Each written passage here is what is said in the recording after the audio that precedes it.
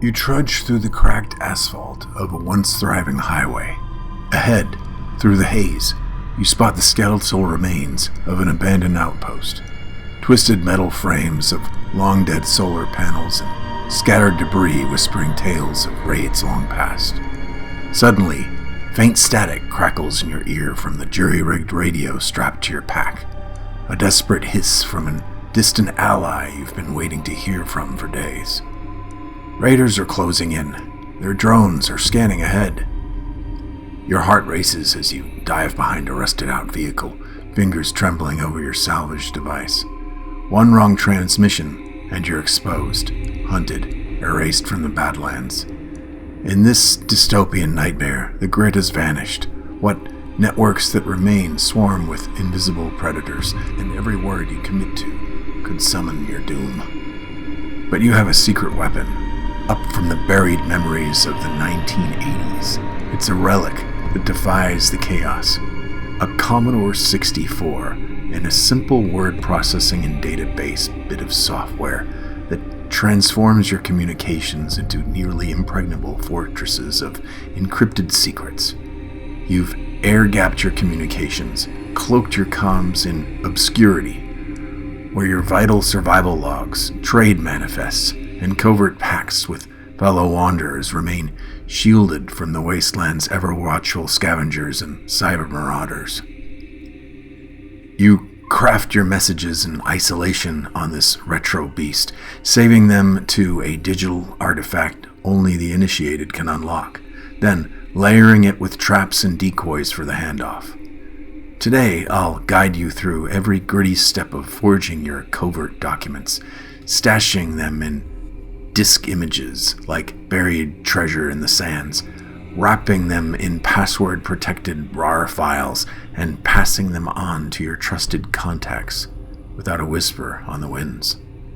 From dusty original hardware to portable minis or even emulators, our adaptability isn't just smart, it's vital to survival in a world where information is power.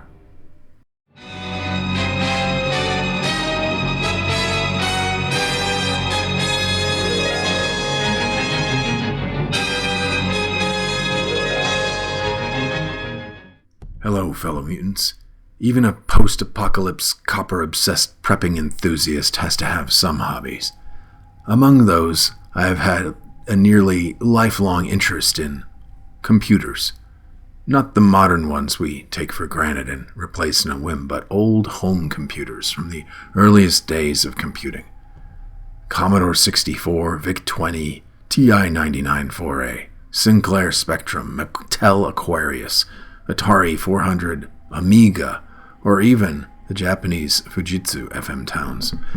Long after these computers saw their heydays, I've kept up with the communities who are still making fascinating programs and accessories for these relics of home computing's past.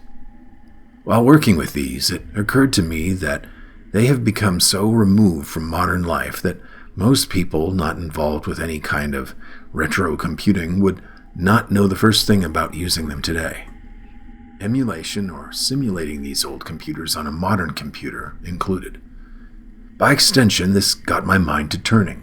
What if using an old computer file format and emulation or real hardware could be the ultimate air gap? An air gap in computer security terms is a simple but powerful concept. It means keeping a computer completely isolated from any network or internet connection, creating a physical gap like a moat around a castle.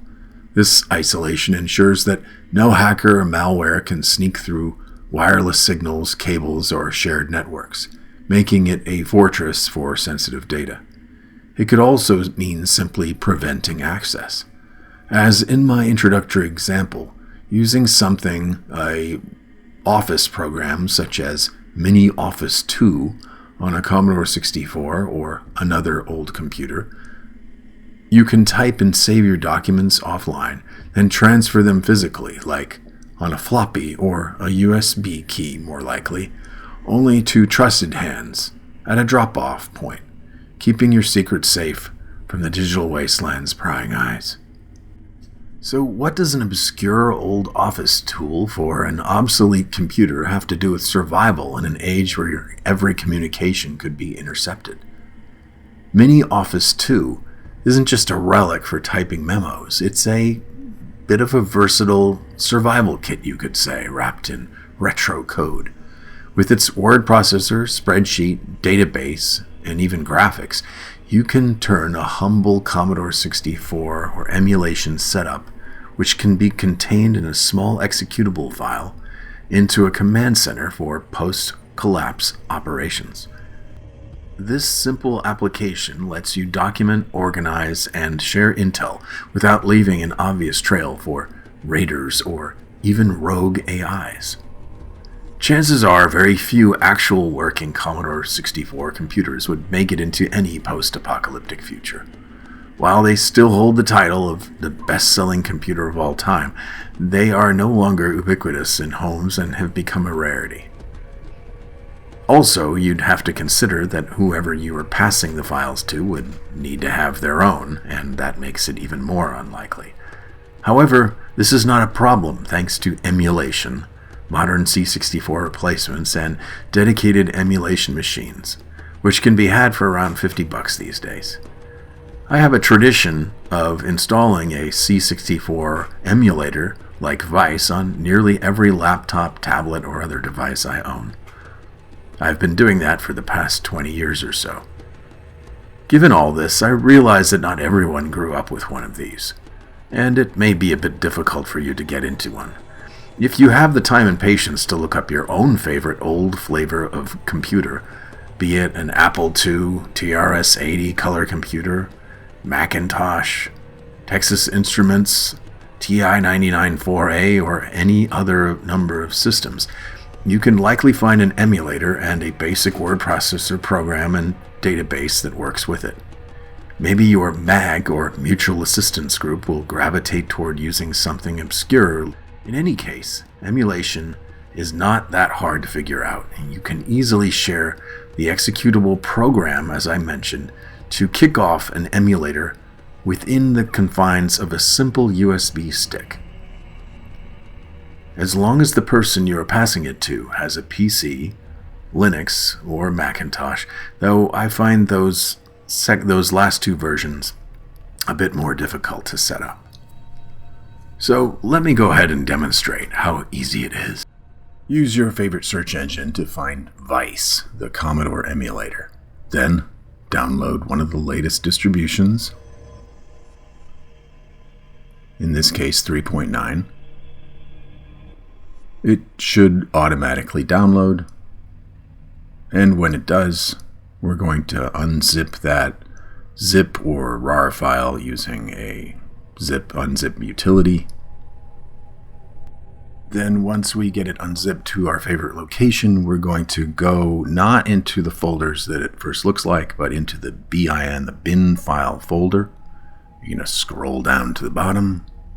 You'll find yourself X64SC, which is, I think, standard cycle or something like that. That's the Commodore 64 emulator. I attempted here to try to use the Windows menu to create a shortcut that could be dropped on the desktop for easy availability, but you might not want to use that option if you're trying to be secretive. So we kick off that file, brings us up to the emulator.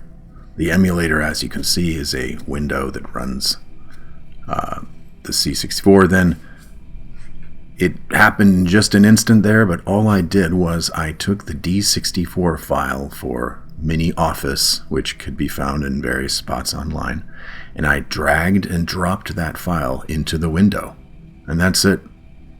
I'm in the process of running emulation right now, entering things into the database program. There is an online manual or downloadable manual for Mini Office 2, as there are for many other applications. The thing is, most people aren't going to be going around looking for these applications and software and tips and tricks on how to use them. There are some cases where the manual might have you type Control plus W plus Shift to make something like to load or save a program. These kind of things further add to the complexity of someone trying to access your data. Now, of course, if you get too complex, then you do have to worry about the people who you are sharing this data with accessing the application information as well. So you may want to balance out just how difficult it is to use this program. Go for something super simple like Magic Desk, which was actually a visual representation of a desktop and was one of the very first Commodore 64 applications. Quite amusing, actually, but also useful, and you can save and write documents with it. Now, let's say you figure out how to get a simple Commodore 64 emulator or something similar up and running in an old PC laptop. Let's use Mini Office 2 as the productivity tool and explore some creative twists focusing on the kind of data that keeps you one step ahead in the race. This tool has several functions. Let's start with the word processor. Beyond scribbling covert messages like "Meet at the old ranch at dusk on April 24th, bring copper bullion," you could compile more detailed field manuals, recipes for making the most of locally grown plants like amaranth or poisoning arrows. Mix a certain weed extract with charcoal binder, apply to tips, test on scrap first. Herbal remedies for radiation sickness or infections, or step-by-step guides to jury-rigging solar panels from scavenged junk. Share these as editable D64 files, or basically saved versions of your word processing document, passed via USB dead drops, so your ally can add notes like "added variant using nightshade, lethal in 10 minutes. Maybe it's simply details from scouting and scavenging runs. Old shack at these coordinates has nothing useful but can serve as a rest shelter off known raider paths.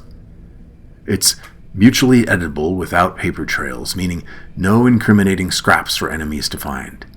Mundanely, you can track daily journals of morale-boosting stories or barter trades. I traded 5 .22 rounds for a can of beans. Note: trader had a scar on his left cheek. Suspicious. In a group, this becomes a shared lore archive, evolving over time. The database module shines for structured intel and folks underestimate in a grid-down world. Think a survivor registry that's more fortress than filing cabinet. Imagine fields in your database for name, skills, location, health, and assets. For example, Bob the mechanic, healthy 22-year-old male, engine repair expert, lives in bunker at grid 4712, minor burns, owns functional generator. Or a weapons register with columns for weapon type, condition, ammo count, owner ID, when it was last maintained, etc. You can share the D64 with your enclave and they would update it collaboratively. Added crossbow status needs new string. For water wells, log coordinates, latitude, longitude, or landmarks like east of crumpled silo. Purity level, boil required, yield, gallons per day, and threats, marauder patrols nearby. And mundanely, a seed bank inventory. Jujube seeds, 200 count, germination rate 70%, stored in Vault 3. No papers means no raids would expose your stashes or information on other settlements or outposts. What they would find would be password-encrypted RAR files. You might cloak these with misleading information or put other contents onto these files that would lead raiders into traps.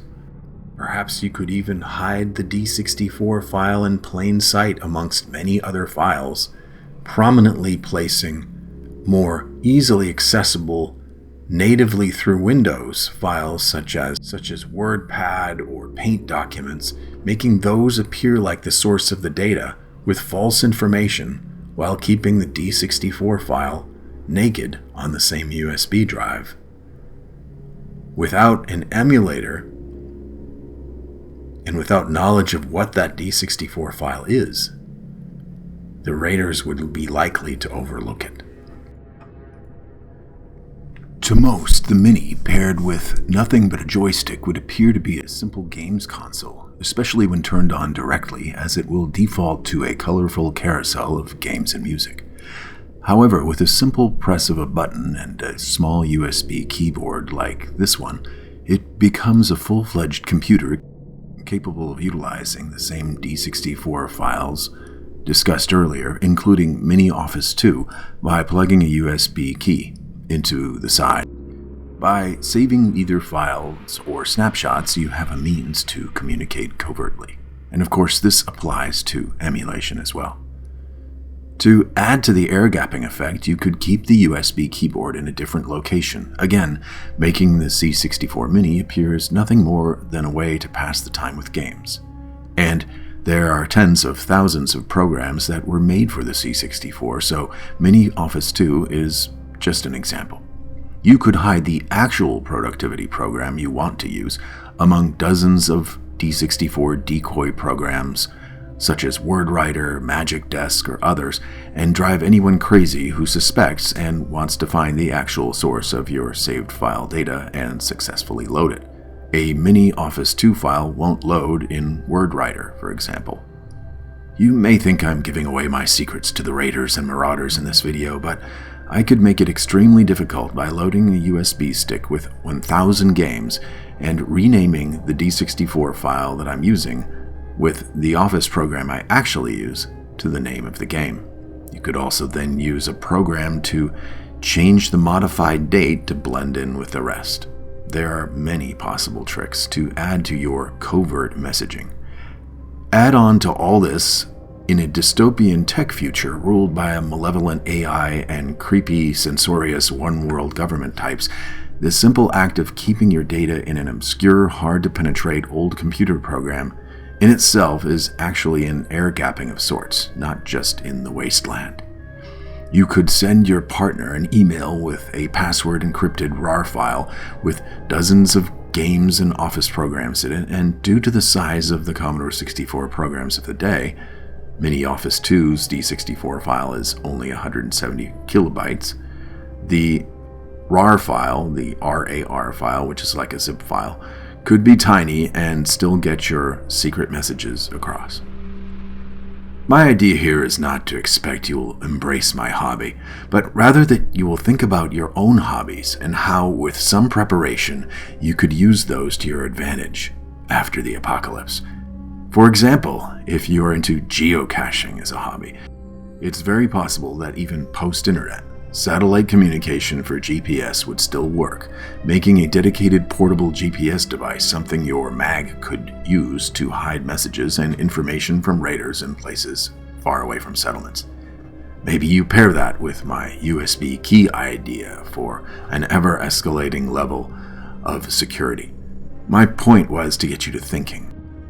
Oh, and I should mention I made a few programs over the course of several weeks, and I think you might enjoy them, if you're into that kind of thing. Of course, each game has copper bullion involved. I even wrote a book on the topic. I'll get to those in a future video. Well, that's all I have for now, fellow mutants. Until next time, it's Copper Mutant, signing out.